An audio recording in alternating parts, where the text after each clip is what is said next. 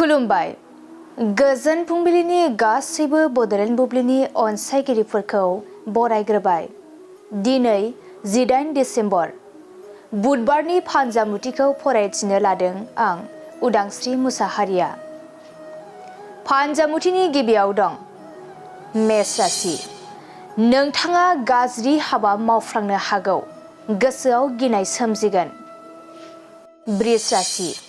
माबा मोनसे हाबा मावनायाव गुबुननि मदद लानो गोनां जागोन। मिथुन राशि। गावनि सांग्रांथि गैयैयावनो रांखावरि खहा जानो हागौ, गोबां दुखु जारला सहायनांगोन। कर्कट राशि। समाजनि मोजां हाबा मावना बयजोंबो मान होजागोन, गोजौ फारसे दावगासारनो हागोन। सिंह राशि। सोरजोंबा हरखाब नागारना थांजानो हागौ, गोसोआ जोबोरैनो दुखु मोनखांगोन।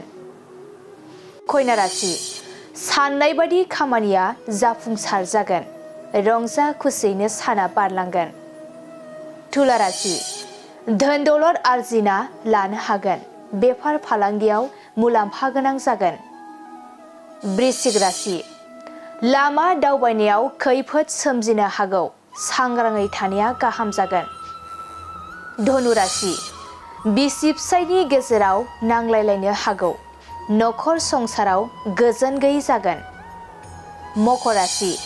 थाबथाना थानाय जेंनाफोरा जोबस्रांलांनो हागौ, गोसोखौ सान्थि मोनगोन। कुम्भ राशि। गावनि थांखिखौ जाफुंहोनायाव गावनि आंगोआनो हेंथा होगोन, असान्थिजोंनो साना बारलांगोन। मीन राशि। फिसा बाथ्रानि थाखायनो जाथि खुरमाजों सोमोन्दोआ गावस्रालायगोन, सुथुर जाना थालायगोन। दिनै सानसेनि राशि फरायथिनायाबो एसेनोसै। आसा खालामो नोंथांनि दिनैनि साना मोजाङै मोजां थांगोन, बेखौ बड'लेण्ड बुब्लि नखरनिफ्राय मिजिंथिबाय। गोजोन्थों।